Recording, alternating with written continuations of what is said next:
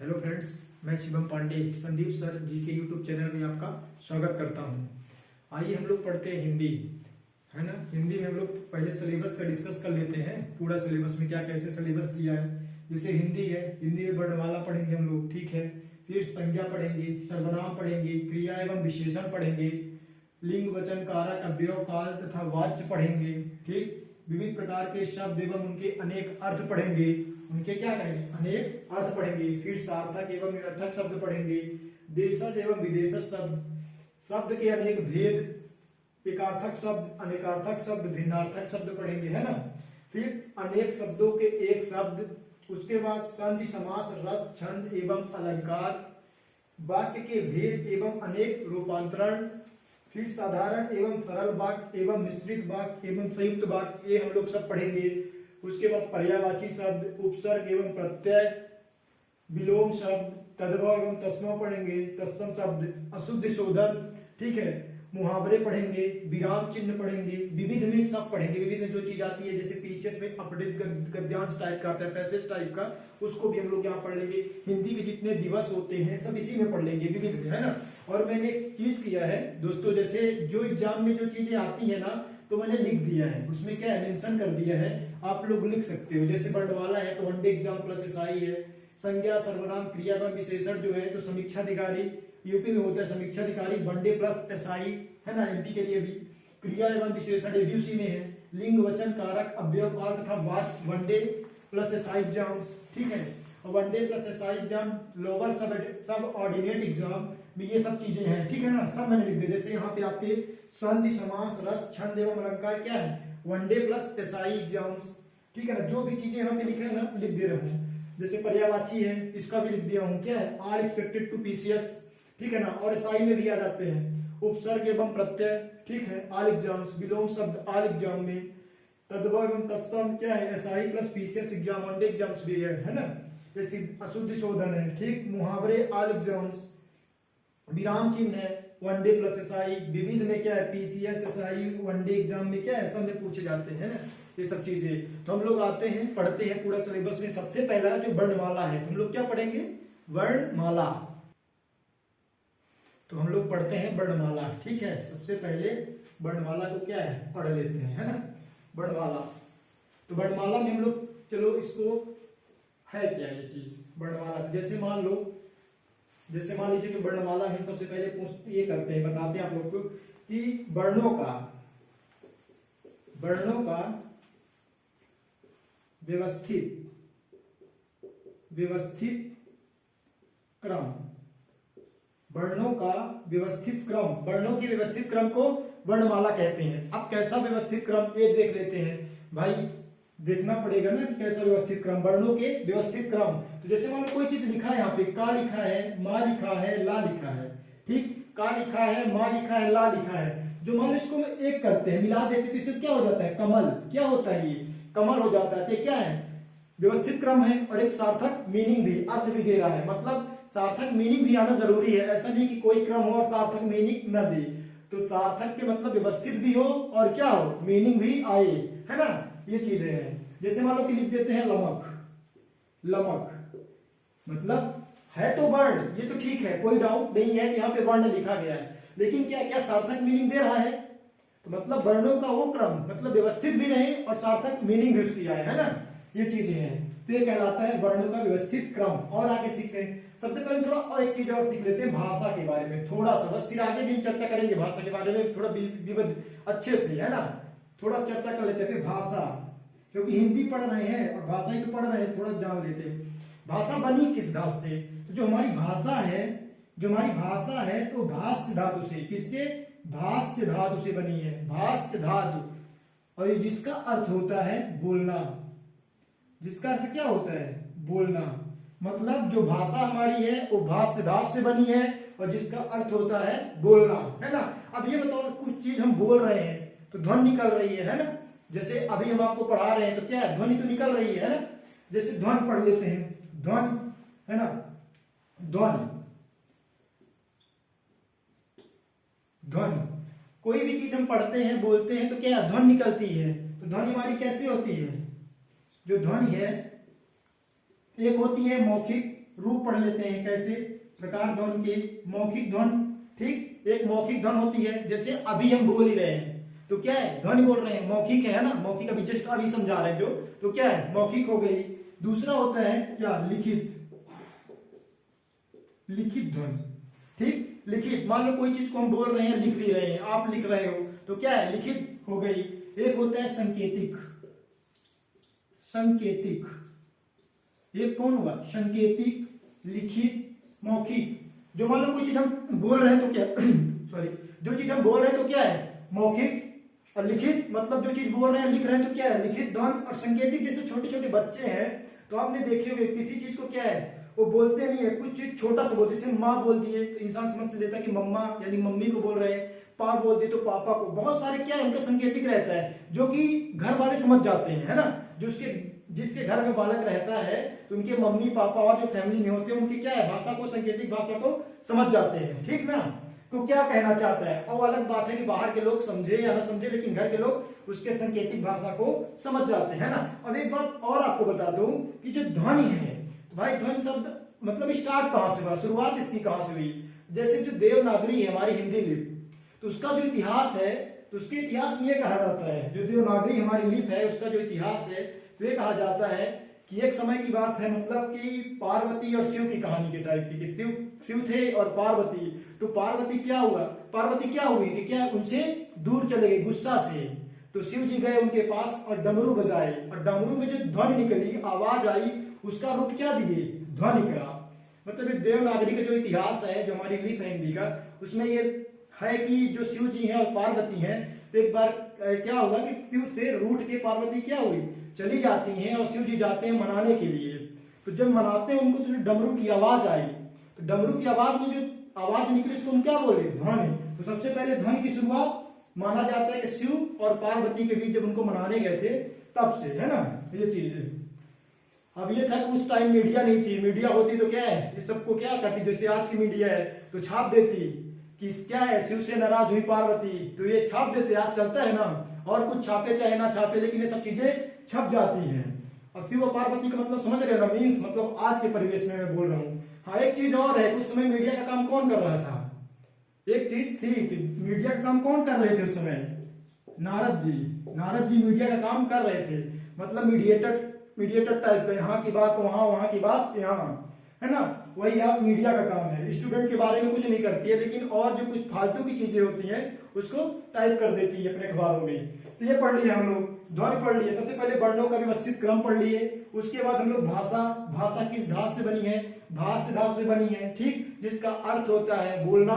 फिर उसके बाद हमने क्या पढ़ा, ध्वनि, ध्वनि की मैंने बताया कि शुरुआत कहां से होती है ना, तो क्या बताया कि जो हमारी देवनागरी लिपि है हिंदी की, तो उसका जो इतिहास रहा है, तो उसमें यह बताया गया कि जो हमारे पार्वती और शिव जी हैं, तो पार्वती के रूठने, जब रूठ के जाती हैं तो शिव जी क्या है, उनको मनाने जाते हैं।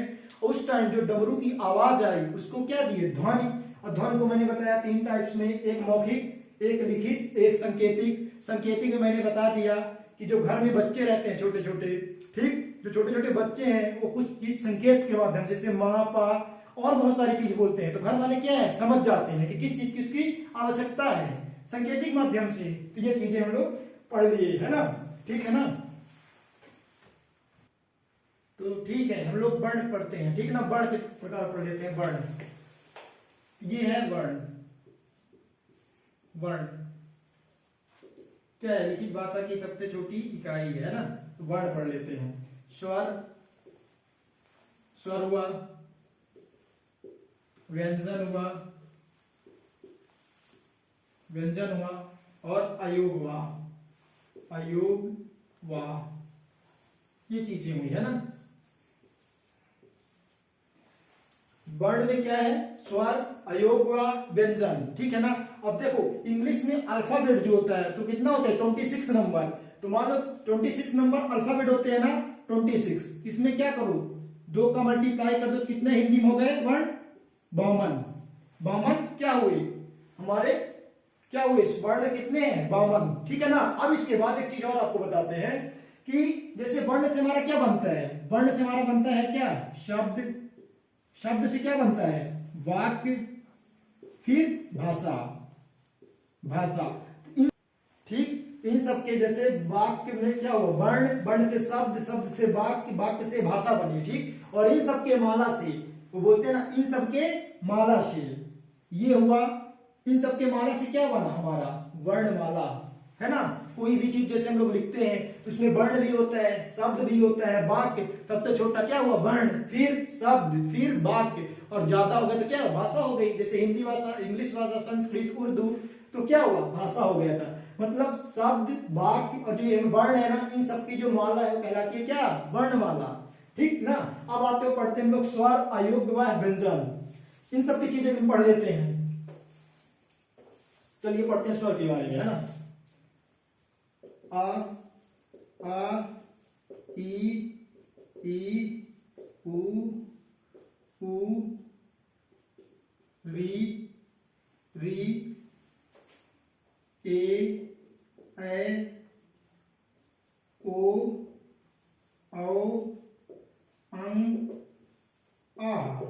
अब इसको देख लो कितने हैं, 1 2 3 4 5 6 7 8 9 10 11 12 13। कितने हैं 13।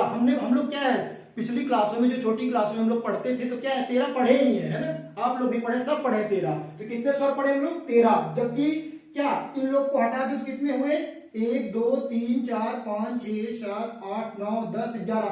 कितने स्वर 11 स्वर। पेपर में पूछता है कितने स्वर 11 स्वर। अब आप लोग को होगा कि इसको क्यों हटा दिए, ये क्या है हमारा अयोगवाह। ये क्या है अयोगवाह। अब आपके दिमाग में चीज आती होगी कि सर इसी को क्यों अयोगवाह बना दिए, इन लोग को क्यों नहीं बनाया गया, है ना।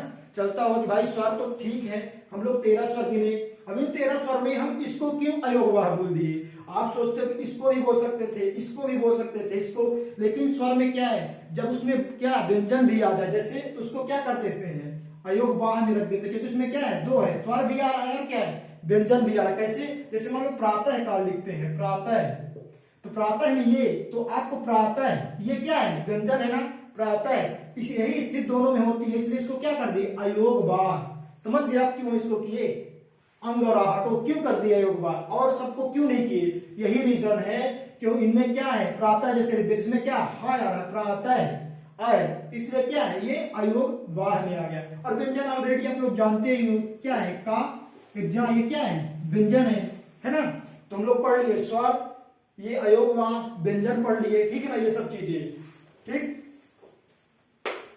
ये सब चीजें है, ठीक है ना। तो ये व्यंजन पढ़ लिया है ना, स्वर अयोगवाह व्यंजन हो गया, ये सब स्वर हो गए, ये क्या है अयोगवाह हो गया, ये क्या है व्यंजन हो गया। अब आपको बता ही दिए कि क्या है प्रातः, है ना। तो प्रातः क्यों आता है, जैसे हम लोग लिखते हैं, अभी आपको बता ही दिया, आप लोग फिर से कर भी सकते हो।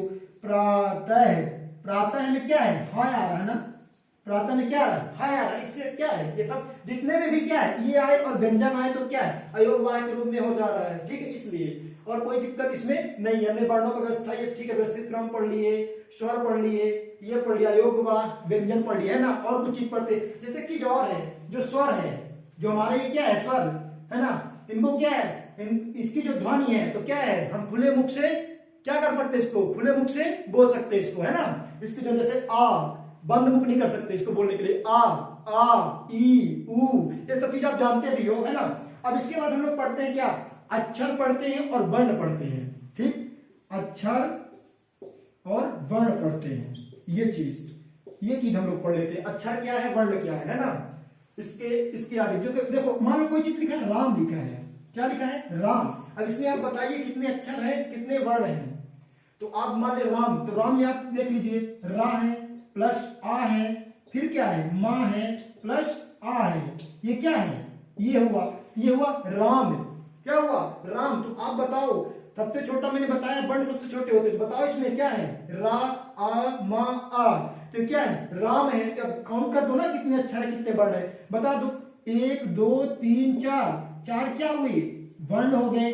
अब बता दो आप अक्षर कितने 1 2 3 4 कितने अक्षर हैं 4, अरे सॉरी 4 अक्षर नहीं 1 2 कितने 2, है ना। हमारे कितने वर्ण हुए 1 2 3 4 हमारे क्या हुए वर्ण हुए, और हमारे जो अक्षर है कितने 1 2 ये क्या हो गए हमारे अक्षर हो गए। और कुछ चीज हम लोग क्या है इसमें सीखते हैं, है ना। एक चीज और पढ़ते हैं हम लोग क्या पढ़ते हैं जो रा के प्रकार कितने होते हैं आप लोग जानते भी होंगे, जो ना जानता होगा उसके लिए हम बताते हैं ना, और सबके लिए ही है क्योंकि पेपर में पूछता है, बहुत ज्यादा पेपर पूछ चुका है, यूपीएसआई में तो कई बार आया है। क्या? रा के प्रकार। ये जो रा है, रा के प्रकार पूछा है। रा के प्रकार कितने टाइप्स होते हैं? 4 टाइप से, 4 प्रकार से हमारे रा के प्रकार हैं। और हम लोग देखते हैं कि कौन कौन से ऐसे हैं जो रा के प्रकार 4 होते हैं। आप लोग को पता भी होगा 1-2, है ना, लेकिन किसी को पूरा भी पता होगा।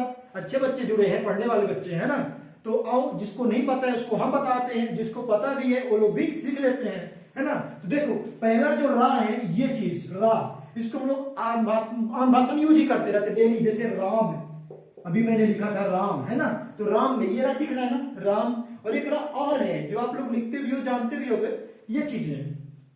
ये चीज इसको कैसे यूज करते हो? जैसे मान लो किसी को लिखते हो आशीर्वाद, आशीर्वाद, तो ये चीज है ना रा, आशीर्वाद। ये दूसरा रा हुआ ना, ये पहला, ये दूसरा हो गया ना। अब देखो तीसरा रा क्या होता है। तीसरे रा में एग्जांपल देते हैं इसका, देखो कैसे तीसरा, ये चीज, ये क्या होता है? प्रकार, प्रकार, ये प्रकार, आशीर्वाद। तो ये रा जो हुआ, ये चीज, ये हुआ। अब देखो चौथा जो 4 है हमारा, तो क्या है? ये चीज आपने देखा भी होगा, बोला भी होगा, जानते भी होंगे। क्या इंसान डेली यूज में बोलता है वो गेस नहीं कर पाता कि क्या ये कि रा के प्रकार ही है, और जानते सब है, मैंने बता दिया है। तो क्या है, इंसान जानते सब है। हो सकता है हम लोग से ज्यादा एग्जामिनर ने जान लिया, इसलिए पेपर में क्या है बना दिया था, है ना, क्वेश्चन बना दिया था। लेकिन अब दोबारा नहीं गलत होगा, किसी जिससे गलत भी हो गया होगा तो नहीं होगा, जो ना जानते होंगे वो जानने लगेंगे, और पेपर में ये आते ही है। अब इसके बाद क्या है, अब इसके बाद देखिए, अब इसका जैसे कैसे यूज करेंगे, ट्रक, ट्रक हो गया। और चीज देखिए ड्रम, ड्रम, ये चीज यूज करते हो ना, ट्रक, ड्रम, ये सब चीज क्या है? रा के प्रकार ही है, ठीक ना, रा के प्रकार है। ट्रक हो गया, ड्रम हो गया, ये सब चीज रा से ये राम, ये से आशीर्वाद, इससे प्रकार, इससे ड्रम, ट्रक हो गया। अब जैसे एक चीज और सीख लेते हैं, चलिए ठीक है, मात्रा सीख लेते हैं। मात्रा कितने होते हैं? जैसे हमने आपको स्वर बताया ना, स्वर कितने होते हैं? 10 बता, 11 बता दिया ना। अब इसमें मात्रा बता देते हैं, मात्रा कितने होते हैं। तो मात्रा भी आप लोग लीजिए, और अलग से भी बता देंगे मात्रा। जैसे अब यहाँ पे हमने मिटा भी दिया, चलिए नेक्स्ट क्लास में इसको बात कर लेंगे, है ना। तो आप एक काम करिएगा, आगे जो भी आएगा तो हम इसकी आगे बात करेंगे नेक्स्ट क्लास में। तो संदीप सर जी के यूट्यूब चैनल है, उसको आप क्या करिए, लाइक, सब्सक्राइब और शेयर करिएगा। और जो भी इसमें डाउट होगा आपको तो बेसंकोच आप कमेंट में टाइप करिएगा और जरूर पूछिएगा। और एक बात और, आपको क्या है, इस चैनल को आपकी बहुत जरूरत है, आप इसको सपोर्ट करिए। और हम आपके लिए कड़ी से कड़ी मेहनत, हमारी टीम भी आपके लिए क्या कर रही है, मेहनत कर रही है दिनों रात। ये उनको लग रहा है कि हम क्या करें, जहां तक शिक्षा नहीं पहुंच रही है ना, हम लोग क्या करते हैं, पहुंचाते हैं वहां तक, ठीक। और आप लोग हमारा सहायता करिए, और हम आप लोग के लिए दिन रात एक करके मेहनत करके वीडियो जरूर पहुंचाएंगे। ये संदीप सर का भी क्या है, मिशन है कि हम हर घर तक शिक्षा पहुंचाए, और उसी मिशन पे हमारी team, Sachin sir, Prince sir और हम काम कर रहे हैं। बस आप साथ दीजिए और हम आपका साथ देंगे। धन्यवाद।